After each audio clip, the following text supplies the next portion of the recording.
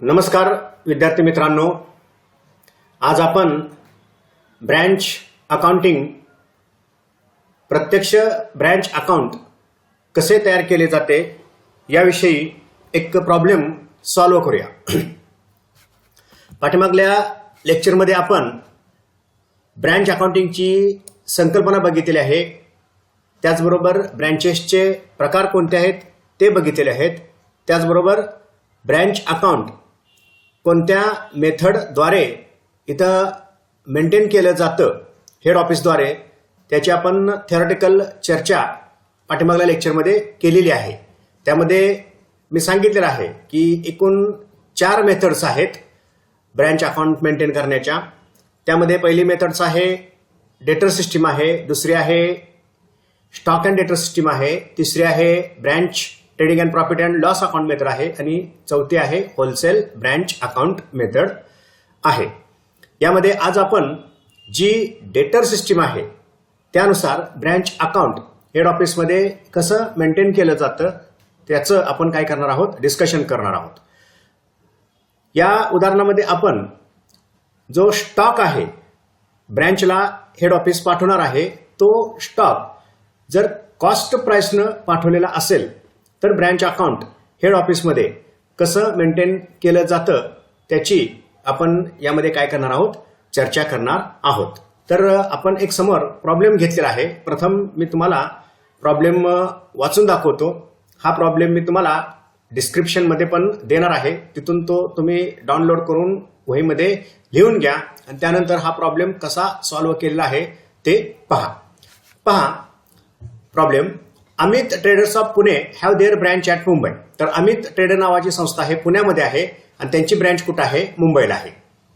Prepare branch account in the books of head office. तर आपल्याला branch account तयार करायचं आहे कुठं, in the books of head office म्हणजे अमित ट्रेडर्समध्ये हे जे ब्रँच आहे कुठं, मुंबईमध्ये, त्याचं आपल्याला काय करायचं आहे, अकाउंट तयार करायचं आहे। आणि from the following transaction with branch for the year, आणि पर्टिक्युलर इयरमध्ये कोणती ट्रान्झॅक्शन झालेली आहेत ती ट्रान्झॅक्शन आपल्याला दिलेली आहेत। म्हणजे अमित ट्रेडर आहे पुण्याची, ब्रँच आहे मुंबईला आणि आपल्याला हेड ऑफिसमध्ये म्हणजे अमित ट्रेडर्सच्या बुक्स ऑफ अकाउंट्समध्ये हे जे मुंबईची ब्रँच आहे त्याचं ब्रँच अकाउंट आपल्याला तयार करायचं आहे। आणि ट्रान्झॅक्शन्स काय आहेत बघा, ओपनिंग बॅलन्सेस दिलेले आहेत, त्यामध्ये पेटी कॅशचा बॅलन्स आहे, स्टॉकचा बॅलन्स आहे, डेटरचा बॅलन्स आहे, त्यानंतर goods supplied to branch during the year, त्या पूर्ण वर्षामध्ये किती माल पाठवलेला आहे तो दिलेला आहे। त्यानंतर अमाऊंट रेमिटेड टू ब्रँचकडे जी अमाऊंट पाठवलेली आहे, कशासाठी ती अमाऊंट पाठवलेली आहे ती दिलेली आहे। तर त्यामध्ये आहे पेटी कॅश एक्सपेन्सेससाठी अमाऊंट पाठवलेली आहे, सॅलरीसाठी अमाऊंट पाठवलेली आहे आणि रेंट अँड टॅक्सेससाठी अमाऊंट पाठवलेली आहे। त्यानंतर क्लोजिंग बॅलन्सेस दिलेले आहेत, त्यामध्ये पेटी कॅशचा क्लोजिंग बॅलन्स आहे, त्यानंतर स्टॉक आहे ॲट ब्रँच म्हणजे स्टॉकचा क्लोजिंग बॅलन्स आहे, डेटरचा क्लोजिंग बॅलन्स आहे आणि त्यानंतर ट्रान्झॅक्शन दिलेलं आहे ते आहे डिस्काउंट अलॉट टू कस्टमर म्हणजे डेटर्सना कस्टमर्सना काय केलेलं आहे, डिस्काउंट दिलेला आहे।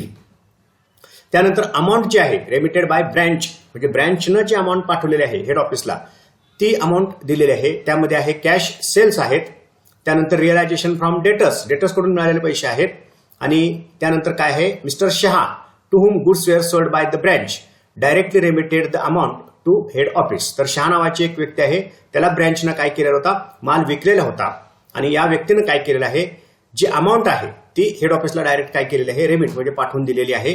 अशा पद्धतीनं ट्रान्झॅक्शन्स आणि त्याच्या या काय केलेल्या आहेत, अमाऊंट्स दिलेल्या आहेत। लक्षात घ्या, हे उदाहरण जे आहे त्यामध्ये जो माल पाठवलेला आहे तो आहे ॲट कॉस्टनं काय केलेला आहे, माल पाठवलेला आहे। डेटर सिस्टीमद्वारे जर उदाहरण सोडवायचं असेल तर आपल्याला एकच अकाउंट इथं काय करायचं असतं, ओपन करायचं असतं आणि ते अकाउंट असतं पर्टिक्युलर ब्रँचचं अकाउंट। तर हे अकाउंट कसं ओपन करायचं ते थोडक्यात समजून घ्या। कोणती व्यवसाय संस्था आहे त्या व्यवसाय संस्थेचं प्रथम आपण नाव लिहून घेतो, in the books of Amit traders Pune, पुण्याची ही काय आहे, संस्था आहे।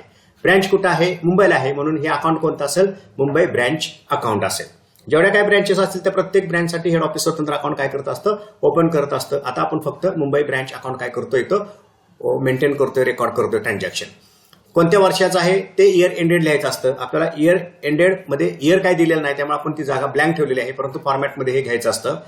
अकाउंटमध्ये नेहमीप्रमाणे डाव्या साईडला डेबिट असेल, उजव्या साईडला काय असेल, क्रेडिट असेल। एकूण 4 कॉलम असतील, पहिला कॉलम पर्टिक्युलरचा असेल, त्याच्या अगोदर डेटचा कॉलम तुम्ही घेऊ शकता, परंतु किमान एवढे तरी कॉलम घेणं गरजेचं आहे. पर्टिक्युलर्स असतील, त्यानंतर त्यामध्ये ट्रान्झॅक्शन रेकॉर्ड करू, त्याची अमाऊंट रेकॉर्ड करू. क्रेडिट साईडला पण पर्टिक्युलर्स म्हणजे ट्रान्झॅक्शन रेकॉर्ड करू आणि त्याची काय करूया, अमाऊंट ओपन म्हणजे अमाऊंट आपण यामध्ये लिहायची असते. आणि अशा पद्धतीनं हे अकाउंट काय करायचं, पहिल्यांदा ब्लँक फॉर्म जो आहे अकाउंटचा तो तयार करून घ्यायचा आणि जे ट्रान्झॅक्शन्स आहेत ना ते ट्रान्झॅक्शन्स काय करायची, नोंद करायची. आता समजून घ्या, ट्रान्झॅक्शन नोंद करत असताना मी काल एक थीम सांगितलेली होती. हेड ऑफिसकडून ब्रँचकडे जे ट्रान्झॅक्शन होतात म्हणजे from head office to branch या स्वरूपाचे जे ट्रान्झॅक्शन्स आहेत ती ब्रँच अकाउंटच्या डेबिट साईडला नोंद करायची. त्यानंतर ब्रँचकडून जी हेड ऑफिसकडे ट्रान्झॅक्शन होतात म्हणजे ब्रँच टू हेड ऑफिस अशा स्वरूपाची जी ट्रान्झॅक्शन्स आहेत ती ब्रँच अकाउंटच्या क्रेडिट साईडला काय करायची, नोंद करायची असतात. आणि ही जी मेथड आहे ती मुळातच कधी वापरली जाते, ट्रान्झॅक्शन्स कमी असतात, ब्रँच आकारानं लहान असते, तर अशा वेळेला ही मेथड काय केली जात असते, फॉलो केली जात असते. त्यामुळे आपल्याला उदाहरणामध्ये सुद्धा ट्रान्झॅक्शन्स काय असणार आहेत तशी लिमिटेडच असणार आहेत. तर आपण 1 बाय 1 ट्रान्झॅक्शन समजून घेऊ आणि आपण त्याची काय करूया, नोंद करून घेऊया. तर आता ब्रँच अकाउंटची जी काय डेबिट साईड आहे त्या डेबिट साईडला पहिल्यांदा त्या ब्रँचचे असणारे जे बॅलन्सेस आहेत ते काय करायचे असतात, ब्रॉट डाऊन करायचे असतात. त्यामध्ये स्टॉक बॅलन्स असू शकतो, डेटरचा बॅलन्स असू शकतो, त्यानंतर पेटी कॅशचा बॅलन्स असू शकतो, त्यानंतर काही जर असेट्स असतील तर त्या असेटचा बॅलन्स असू शकतो किंवा काय प्रिपेड एक्सपेन्सेस असतील तर त्याचा पण बॅलन्स इथं असू शकतो. उदाहरणामध्ये प्रत्यक्ष कोणते आयटम आहेत ना ते बघायचे आणि तो बॅलन्सेस ते जे बॅलन्सेस आहेत ना ते काय करायचे, ट्रान्सफर करून घ्यायचे. म्हणून टू बॅलन्सेस काय असेल ते ब्रॉट फॉरवर्ड. ओके, आता कोणते कोणते बॅलन्सेस आहेत पहा. पेटी कॅश आहे, स्टॉक आहे, डेटर्स आहेत, 3 बॅलन्सेस आहेत. म्हणून पहिले आपण घेऊया पेटी कॅश. बॅलन्सेसमध्ये पेटी कॅश किती अमाऊंट आहे ती अमाऊंट यामध्ये काय करून घ्यायची, मांडून घ्यायची. इनर कॉलमला घ्या किंवा तुम्ही आउटरला डायरेक्ट घेऊ शकता. तर पेटी कॅश आहे 1250. पेटी कॅशचा हा बॅलन्स आहे. त्यानंतर आहे स्टॉक ॲट ब्रँच. स्टॉकचा बॅलन्स आहे तो आहे 77,000. तो बॅलन्स मांडून घ्या. Stock at branch, stock at branch.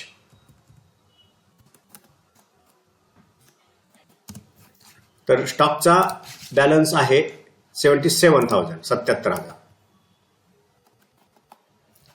त्यानंतर पुढचा बॅलन्स आहे डेटर्स ॲट ब्रँच. डेटरचा बॅलन्स आहे 41,250. 41,250 डेटरचा बॅलन्स आहे. डेटर्स. तर हे 3 आपल्याला त्यांनी बॅलन्स काय केलेले आहेत, अवेलेबल करून दिलेले आहेत. ते बॅलन्सेस इथं काय करायचे, पहिल्यांदा ट्रान्सफर करून घ्यायचे. त्यानंतर जे ट्रान्झॅक्शन्स घडून आलेले आहेत ब्रँचच्या दिशेनं म्हणजे हेड ऑफिसकडून माल पाठवणे असेल, कॅश पाठवणे असेल, अशा पद्धतीनं काही ट्रान्झॅक्शन्स इथं घडून येत असतात. ती ट्रान्झॅक्शन पाहायची आणि ब्रँच अकाउंटच्या डेबिट साईडला ती ट्रान्झॅक्शन्स काय करायची, नोंद करायची असतात. मग एक ट्रान्झॅक्शन आहे पहा डेटरच्या खाली, ते आहे goods supplied to branch during the year. म्हणजे त्या संपूर्ण वर्षात जो माल पाठवलेला आहे हेड ऑफिसनं ब्रँचकडे त्याची अमाऊंट दिलेली आहे 3,78,000 म्हणजे 3,78,000. हा जो माल पाठवलेला आहे त्याची नोंद ब्रँच अकाउंटच्या डेबिट साईडला करायची. त्यामुळे एंट्री काय असेल, Mumbai branch account debit to goods sent to branch account, to goods sent to branch account. Goods sent to branch account. या अकाउंटला ते काय करायचं, क्रेडिट टाकायचं आणि ब्रँच अकाउंटला ते काय करायचं, डेबिट टाकायचं. अमाऊंट आहे 3,78,000. 3,78,000 अशा पद्धतीनं आपण ही एंट्री केलेली आहे. अमाऊंट जी काय असेल ते अमाऊंट इथं मांडून घ्या. त्यानंतर पुढचं जे ट्रान्झॅक्शन आहे ते कशाशी रिलेटेड आहे, अमाऊंट रेमिटेड टू ब्रँच. म्हणजे अमाऊंट काय केली, रेमिट म्हणजे पाठवली कुठं, ब्रँचला. जी अमाऊंट पाठवलेली आहे ती ब्रँच अकाउंटला डेबिट टाकायची आणि बँक किंवा कॅश अकाउंटला ती क्रेडिट टाकायची. आणि ज्या खर्चासाठी ती अमाऊंट पाठवली आहे, फॉर एक्सपेन्सेस, कोणत्या तरी खर्चासाठी ती अमाऊंट असणार आहे, त्या एक्सपेन्सेसचं यामध्ये काय करायचं, एक्सप्लेनेशन द्यायचं. म्हणून आपण ती नोंद करूया. Branch account debit to bank, to bank. सगळा जो खर्च आहे काल आपण ब्रँच अकाउंटमध्ये बघितलेला डिपेंडंट ब्रँचेसचा सगळा खर्च हेड ऑफिस करत असतं. त्यामुळे खर्चासाठी जी अमाऊंट पाठवलेली आहे ती त्या खर्चासाठी ब्रँचनं काय करायचे असते, यूज करायचे असते. ते खर्च या अमाऊंटमधून काय करायचे असतात, पे करायचे असतात. मग आता कशासाठी अमाऊंट पाठवलेली आहे ती इथं अमाऊंट आपण मांडून घेऊया. फॉर पेटी कॅश एक्सपेन्सेस, पेटी कॅश एक्सपेन्सेससाठी 7,500 पाठवलेले आहेत. पेटी कॅश एक्सपेन्सेस, पेटी कॅश एक्सपेन्सेस किती अमाऊंट पाठवले आहे, पेटी कॅश एक्सपेन्सेससाठी 7,500. त्यानंतर अजून अमाऊंट पाठवलेली आहे सॅलरीसाठी. फॉर सॅलरी 18,500 म्हणून टू म्हणजे फॉर सॅलरी 18,500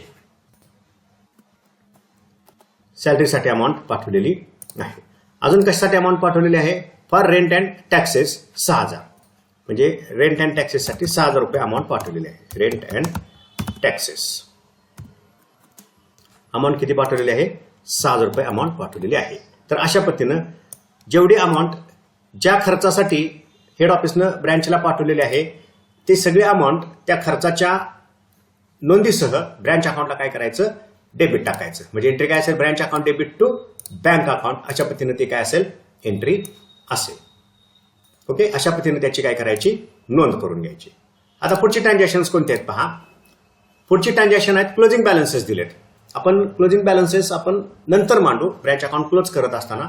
त्याच्या अगोदर पहा एक ट्रान्झॅक्शन आहे, काय आहे, डिस्काउंट अलाउड टू कस्टमर्स. म्हणजे कस्टमरला काय केलेलं आहे, इथं डिस्काउंट दिलेला आहे. आता याची एंट्री कशी होणार आहे, डिस्काउंट अकाउंट डेबिट. डिस्काउंट दिला म्हणजे काय असेल, discount account debit to debtors account credit. Discount कोणाला दिलेलं आहे, डेटर्सना दिलेलं आहे. त्यामुळे त्याची नोंद काय होईल, डेटर्स अकाउंट क्रेडिट. म्हणजे या व्यवहाराची नोंद ब्रँच अकाउंटमध्ये होणार नाही. या व्यवहाराची नोंद ब्रँच अकाउंटमध्ये होणार नाही, तर या व्यवहाराची नोंद ब्रँचचे जे डेटर्स आहेत त्या डेटर्स अकाउंटमध्ये होईल. त्यामुळे जर डेटर्स अकाउंट ओपन केलेलं असेल तर तुम्ही यामध्ये ती नोंद करू शकता.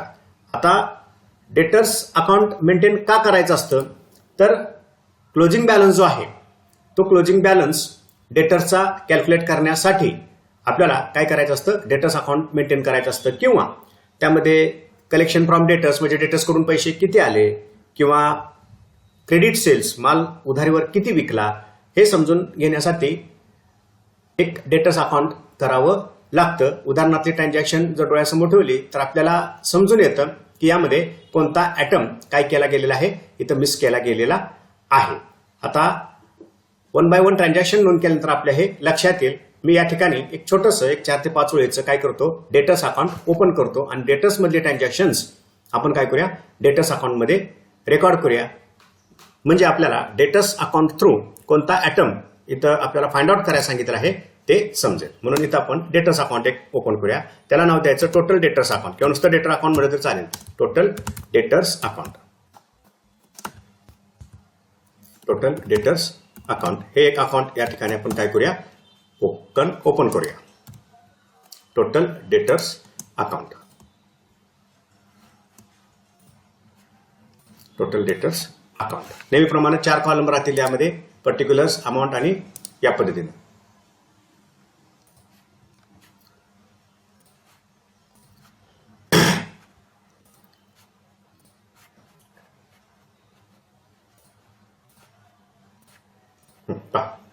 डेटर्स अकाउंट या ठिकाणी आपण ओपन केलेलं आहे. पर्टिक्युलर्स आणि अमाऊंट, हे पर्टिक्युलर्स,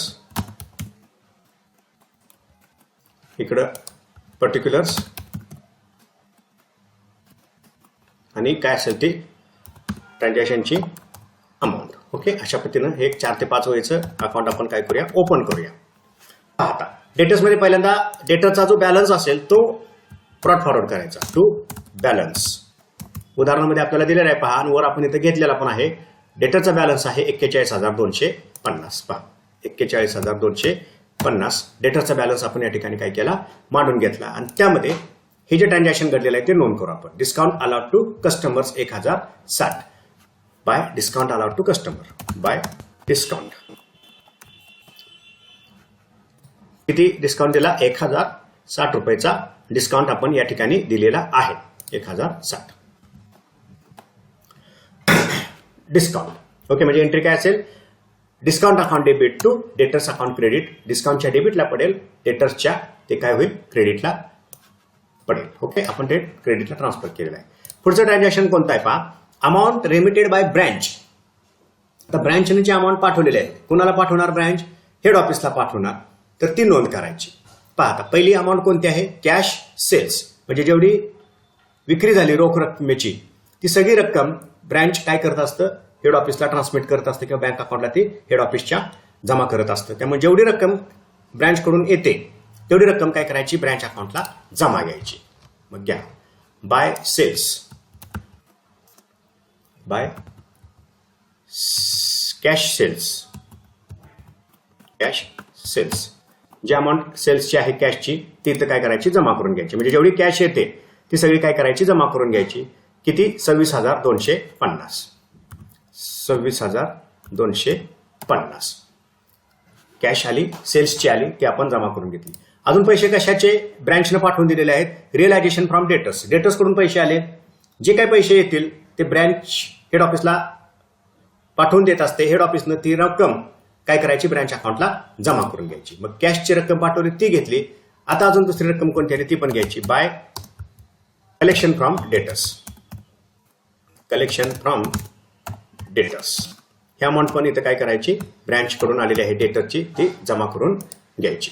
किती अमाऊंट आलेली आहे, कलेक्शन फ्रॉम डेटर्स आहे 4,10,350, 4,10,350 ही एक अमाऊंट डेटर्स कडून काय झालेली आहे, जमा झालेली आहे. ती पण जमा करून घ्या. आणि ही जी अमाऊंट आलेली आहे ती डेटर्स अकाउंट आपण काय करायची, जमा करायची. आपण डेटर्स अकाउंट ओपन केलेले आहे, पैसे आले, cash account debit to debtors account credit, by cash. पैसे आले डेटर्स कडून, किती आले, ते आलेले आहेत 4,10,350, 4,10,350 ही अमाऊंट डेटर्स कडून जमा झालेली आहे. अजून कोणतं ट्रान्झॅक्शन झालेलं आहे पहा, शहा नावाची एक व्यक्ती आहे, mister Shah, to whom goods were sold by the branch directly remitted the amount to head office. म्हणजे शहा नावाचा कस्टमर आहे आणि त्यानं काय केलेलं आहे, अमाऊंट ब्रँचकडे न पाठवता डायरेक्ट हेड ऑफिसकडे पाठवलेले आहे. आता हेड ऑफिसनं काय करायचे, हे पैसे आलेले आहेत, हेड ऑफिसनं ते पैसे जमा करायचे. कुठे जमा करायचे, ब्रँचला जमा करायचे. ज्या ब्रँचचे हे डेटर आहेत ना त्या ब्रँच अकाउंटला हे काय करायचे, जमा करायचे. मग घ्या जमा करून, पैसे आलेले आहेत ना, मग द्या, कॅश आली, cash account debit to branch account credit, by cash received from, cash received from Shah. Shah नावाच्या कस्टमर कडून हे पैसे आलेले आहेत, डायरेक्टली म्हटलं तरी चालेल. शहा नावाच्या कस्टमर कडून हे पैसे आलेले आहेत, ते काय करा, जमा करून घ्या. किती रुपये अमाऊंट आलेले आहे, तर ते आलेले आहे 9,000 रुपये अमाऊंट आलेली आहे. ओके, तर एवढी अमाऊंट काय झालेली आहे, ब्रँचकडे म्हणजे एवढी कॅश ट्रान्झॅक्शन ब्रँचकडून हेड ऑफिसकडे झालेली आहेत. ओके, आता हे जे पैसे आलेले आहेत, cash received from Shah, head ऑफिसकडे डायरेक्ट आलेले आहेत, पण ते पैसे कस्टमरकडे आलेले आहेत. कस्टमरच्या अकाउंटला काय करावं लागतील, इथं जमा करावे लागतील. म्हणून पुन्हा इथं पैसे आलेले आहेत हे 9,000, ते कस्टमरच्या अकाउंटला काय करून घ्या, जमा करून घ्या. म्हणून डेटरच्या अकाउंटला घ्या पुन्हा, बाय कॅश. किती रुपये आलेले आहेत, शहा नावाच्या कस्टमरकडून 9,000 रुपये आलेले आहेत, ते पण आपण या ठिकाणी कस्टमरच्या अकाउंटला काय करूया, जमा करून घेऊया. ओके, आता पहा, ट्रान्झॅक्शन आपण काय केली, ही नोंद केली. आता जो क्लोजिंग बॅलन्स आहे तो क्लोजिंग बॅलन्स काय करायचा, कॅरी करायचा. आता पहा, क्लोजिंग बॅलन्स आहे कशा कशाचा, तर एक क्लोजिंग बॅलन्स आहे पेटी कॅशचा आहे, तो आहे असा मांडा. बघा, पेटी कॅश सुरुवातीला किती होती, 1,250. त्यानंतर पुन्हा हेड ऑफिसनं किती पाठवलेले आहे, पेटी कॅश ती पाठवलेली आहे 7,500. आणि आता क्लोजिंग बॅलन्स किती आहे, 1,880. आता यामधला जो डिफरन्स असतो तो एक्सपेन्सेस ऑटोमॅटिक ब्रँच अकाउंटला काय झालेला असतो, डेबिट पडलेला असतो. कसं ते पहा. बघा, ओपनिंग बॅलन्स आपण इथं मांडलेला आहे. पहा, इथं पेटी कॅशचा काय मांडला आपण, ओपनिंग बॅलन्स मांडलेला आहे. त्यानंतर जी पेटी कॅश पाठवलेली आहे खर्चासाठी ती सुद्धा ब्रँच अकाउंटला आपण डेबिट टाकलेली आहे. आणि आता आपल्याला काय केलेलं आहे, क्लोजिंग बॅलन्स दिलेला आहे. हा फक्त क्लोजिंग बॅलन्स आहे असा कॅरी केला की जो एक्सपेन्सेस आहे, नेट इफेक्ट आहे डेबिट आणि क्रेडिट, यामधला नेट इफेक्ट ऑटोमॅटिक डेबिट साईडला काय झालेला असतो, ब्रँच अकाउंटच्या पडून गेलेला असतो. त्यामुळे आहे अशी पेटी कॅश काय करायची, ब्रँच अकाउंटच्या क्रेडिट साईडला मांडून घ्यायची बाय बॅलन्समध्ये. बाय बॅलन्सेस, जसे ओपनिंग बॅलन्सेस आहेत तसे हे क्लोजिंग बॅलन्सेस कॅरी फॉरवर्ड करायचे, कॅरीड डाऊन, कॅरीड डाऊन किंवा कॅरी फॉरवर्ड. कॅरी फॉरवर्ड कोणते कोणते बॅलन्सेस आहेत, तर तो आहे पहिला पेटी कॅशचा बॅलन्स आहे 1880. हो ओके, पेटी कॅश, पेटी कॅश 1880 रुपयाचा तो बॅलन्स आहे, मांडून घ्या 1880. त्यानंतर कोणता बॅलन्स आहे, स्टॉक आहे, तो पण बॅलन्स काय करायचा, यामध्ये आहे असा कॅरी करायचा 57,880. स्टॉक, स्टॉक ॲट ब्रँच, आपण स्टॉकचा जो बॅलन्स आहे ब्रँच मधला तो कॅरी केला 57,880. 57,880. त्यानंतर अजून बॅलन्स कशाचा आहे, डेटर्स आहेत, किती आहेत, 1,26,150. डेटर्स आपण बॅलन्स मानून घ्यायचा 1,26,150. बॅलन्स कशाचा आहे, डेटरचा आहे, म्हणून घ्या डेटर्स. अशा पद्धतीनं जे बॅलन्स आपल्याला उपलब्ध करून दिलेले आहेत ते बॅलन्स काय करायचे, कॅरी करून घ्यायचे. ओके, आता यामध्ये आपल्याकडे एक अकाउंट आहे डेटर्सचं, त्या डेटरचा बॅलन्स जो आहे ना तो सुद्धा काय करायचा आहे असा डेटर्स अकाउंटला क्लोजिंग बॅलन्सला कॅरी करून द्यायचा, म्हणून बाय बॅलन्स, बाय बॅलन्स. किती आहे तो बॅलन्स, आपण वर लिहिलेला आहे 1,26,150. 1,26,150 हा काय आहे, डेटरचा क्लोजिंग बॅलन्स आहे, तो आपण काय केला, कॅरी डाऊन केला, कॅरी फॉरवर्ड केला. ओके, त्यानंतर पहा अजून कोणते ट्रान्झॅक्शन्स आहेत का, कोणतेही ट्रान्झॅक्शन्स नाहीत. अशा पद्धतीनं ही सगळी ट्रान्झॅक्शन्स ब्रँच अकाउंटला नोंद करायची. गरज असेल तर एखादं एक्स्ट्रा अकाउंट ओपन करावं लागतं, त्यामध्ये डेटरचं अकाउंट ओपन करू शकता किंवा पेटी कॅशचं पण अकाउंट ओपन करता येऊ शकतं, करणं गरजेचं असतं. जर एक्सपेन्सेस दिलेले नसतील तर एक्सपेन्सेस काउंट करण्यासाठी आपल्याला पेटी कॅशचं पण अकाउंट इथं काय करावं लागतं, तयार करावं लागतं. यामध्ये पेटी कॅशचं अकाउंट आपण तयार केलेलं नाही, कारण डायरेक्ट एक्सपेन्सेस, कारण ओपनिंग बॅलन्स दिलाय, पेटी कॅश पाठवलेली दिलेली आहे, कॅश सेंड फॉर पेटी एक्सपेन्सेस, आणि क्लोजिंग बॅलन्स दिलाय. त्यामुळे ऑटोमॅटिक जो एक्सपेन्सेस आहेत ना काय होत असतो, डेबिट पडत असतो, त्यामुळं तो घ्यायची काही गरज नाही. आता पहा सगळी ट्रान्झॅक्शन आपण नोंद केली. आता आपण पहिल्यांदा डेटर्स अकाउंट इथं काय करूया, क्लोज करूया. आता डेटर्स अकाउंटमध्ये पहा फक्त ओपनिंग बॅलन्स दिलेला आहे, बाकी सगळे ट्रान्झॅक्शन क्रेडिट साईडला पडलेले आहेत. आता यामधला जो डिफरन्स असेल ना, म्हणजे ओपनिंग बॅलन्स आहे, क्लोजिंग बॅलन्स आहे, डेटर्स कडून आलेले पैसे पण दिलेले आहेत यामध्ये, यामधला जो डिफरन्स असेल तो काय असणार आहे, क्रेडिट सेल असणार आहे. यामधला डिफरन्स काय असणार आहे, क्रेडिट सेल्स असणार आहे. ओके, बघा मग आता पहिल्यांदा आपण क्रेडिटची काय करूया, टोटल करूया. बघा अमाऊंट काय आहे, पहिला आयटम आहे 1,060चा, दुसरा आयटम आहे 4,10,350, तिसरा आयटम आहे 9,000 रुपयाचा कलेक्शन झालेला आहे 96 हवाच्या व्यक्तीकडून, आणि चौथा आयटम आहे बॅलन्स 1,26,150. तर ही टोटल आहे 5,46,560. 5,46,560. तर ही झाली क्रेडिट साईडची टोटल. आता यामधून डेबिट मायनस करायचं, एकच आयटम आहे डेबिट, तो आपण काय करूया, वजा करूया. वजा डेबिटला काय आहे, 41,250 हा ओपनिंग बॅलन्स आहे, 41,250. हा जो मधला डिफरन्स आहे तो आहे क्रेडिट सेल्सचा 6,31,460. सॉरी, टोटल पुन्हा करूया, 5,46,000 आहे टोटल, क्रेडिट टोटल आहे 5,46,560. 5,46,560 वजा 41,250, 5,05,310 हे काय आहेत, क्रेडिट सेल्स आहेत. म्हणून debtors account debit to stock sales झाले, स्टॉक कमी होतो म्हणून एंट्री कशी करायची, टू स्टॉक.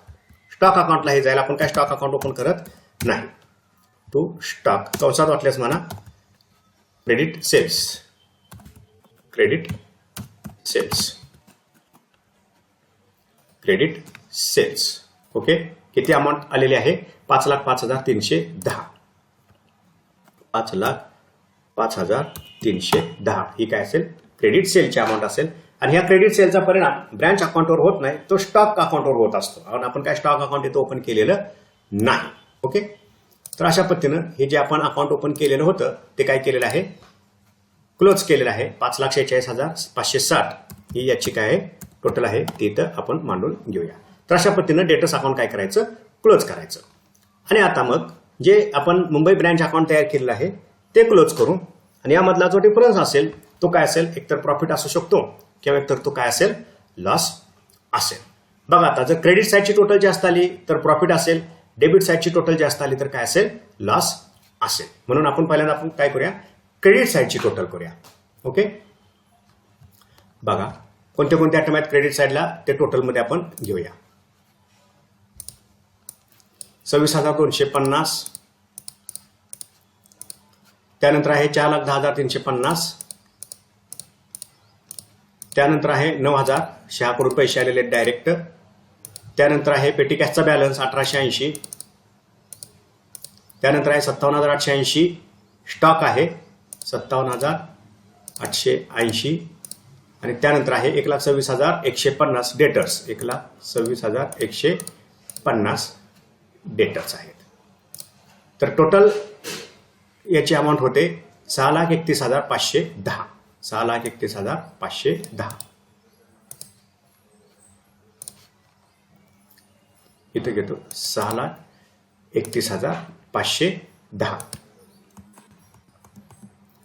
ही झाली क्रेडिटची टोटल. त्यानंतर आपण आता प्रथम डेबिटची टोटल करूया.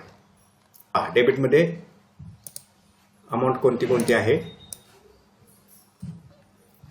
1,250, त्यानंतर 77,000, त्यानंतर 41,250, त्यानंतर 3,78,000, 3,78,000, त्यानंतर आहे 7,500, त्यानंतर आहे 18,500, त्यानंतर आहे 6,000. टोटल आहे 5,29,500. 5,29,500 ही आहे डेबिटची टोटल. 5,29,500. आता या 5,29,500 मधून ही जी क्रेडिट आहे म्हणजे क्रेडिटमधून हे डेबिट वजा करू. क्रेडिट जास्त आहे 6,31,510 आहे आणि डेबिट किती आहे? 5,29,500 आहे. म्हणजे या क्रेडिटमधून हे डेबिट वजा केल्यानंतर जो डिफरन्स असेल तो काय असेल? प्रॉफिट असेल. मग वजा करू आपण 6,31,510. 6,31,510 किती प्रॉफिट येतोय? 1,02,010 रुपये प्रॉफिट येतोय. 1,02,010. 1,02,010 हा काय आहे? प्रॉफिट आहे. 1,02,010 हा काय आहे? प्रॉफिट आहे. तो व्यवसायाच्या प्रॉफिट अँड लॉस अकाउंटला ट्रान्सफर करायचा. To profit and loss account. To profit and loss account म्हणजे मुख्य जे व्यवसाय संस्थेचं प्रॉफिट अँड लॉस अकाउंट आहे तिकडं हा प्रॉफिट काय होत असतो? ट्रान्सफर होत असतो. किंवा इथं फक्त आपण प्रॉफिट म्हणू शकतो आणि कंसात काय म्हणू शकतो? Transfer to general profit and loss account असं पण यामध्ये तुम्ही काय करू शकता? नोंद करू शकता. आणि दोन्ही बाजूची टोटल जी आहे ती काय करून घ्यायची? समान करून घ्यायची. 6,31,510 अशा पद्धतीनं हे ब्रँच अकाउंट काय केलं जात असतं? तयार केलं जात असतं. सिंपल मेथड आहे. डेटा सिस्टीममध्ये ब्रँचलाच हेड ऑफिस काय गृहीत धरणार आहे? डेटर्स गृहीत धरणार आहे. आणि डेटर्स बरोबर आपण जे ट्रान्झॅक्शन करतो सेम त्याच पद्धतीचे ट्रान्झॅक्शन आहेत असं गृहीत धरून त्या ट्रान्झॅक्शनची ब्रँच अकाउंटवर काय करायची असते? ट्रीटमेंट दाखवायची असते. मोजकीच ट्रान्झॅक्शन असतात. ट्रान्झॅक्शन कोणते असू शकतात किंवा असतात? ओपनिंग बॅलन्स असतो, माल पाठवलेला असतो, गुड सेंट, कॅश पाठवलेली असते खर्चासाठी, त्यानंतर माल कधी कधी ब्रँच रिटर्न करू शकते. आता या उदाहरणामध्ये रिटर्न केलेलं नाही माल रिटर्न करू शकते. त्यानंतर विक्रीचे ट्रान्झॅक्शन असतात. त्यानंतर काय असतो, क्लोजिंग बॅलन्स आपल्याला दिलेला असतो. असे काही लिमिटेड ट्रान्झॅक्शन असतात. त्यामुळं ह्या मेथड थ्रू प्रॉफिट कॅल्क्युलेट करणं सोपं असतं. या मेथडमध्ये फक्त ॲडिशनल अकाउंट ओपन करायला लागू शकतात. ते म्हणजे डेटर्स अकाउंट आपण एखादं एक्स्ट्रा तयार करू शकतो. काय जर मिसिंग आयटम फाइंड आउट करायचे असतील तर पेटी कॅश अकाउंट तयार करता येत असतं. यामध्ये एक अकाउंट आहे पहा, good send to branch account. हे अकाउंट पण आपण तयार करू शकतो, पण ते काय ओपन केलेलं नाही, ओपन करायची गरज नाही. याचा जो बॅलन्स असतो तो ट्रेडिंग अकाउंटला किंवा परचेस अकाउंटला काय करायचा असतो, ट्रान्सफर करायचा असतो. तर अशा पद्धतीनं या मेथडच्या थ्रू किंवा या मेथडद्वारे हे जे ब्रँच अकाउंट आहे ते काय केलं जात असतं, तयार केलं जात असतं. या उदाहरणाद्वारे आपली ही जी संकल्पना आहे कोणती डेटर सिस्टीमची नक्कीच क्लिअर होईल अशी या ठिकाणी मला आशा आहे. थँक्यू.